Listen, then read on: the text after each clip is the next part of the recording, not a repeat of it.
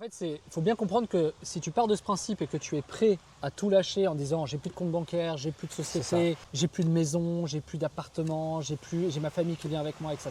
C'est le mieux. Ouais. Comme ça, tu n'auras pas de maux de tête. Mais 90% des gens, c'est pas aussi simple. Ils gardent toujours un pied en France d'une certaine façon. Je vais prendre mon cas personnel, par exemple. Moi, je me suis expatrié déjà il y a très longtemps. Je me rappelle le jour où je l'ai fait. Et en fait, ce que tu dis, ça paraît du bon sens de ne plus rien avoir avec la France ou la Belgique. Si tu considères que ton choix définitif, c'est de partir, moi, c'était le cas. Mais moi, personnellement, je me rappelle que le jour où j'ai mis les pieds en Thaïlande, dans la même semaine, dans le même mois, j'ai fait en sorte que ma résidence soit ici. Je me suis radié des registres en Belgique en contactant ma commune. Tout à fait. J'ai mis mon domicile ici.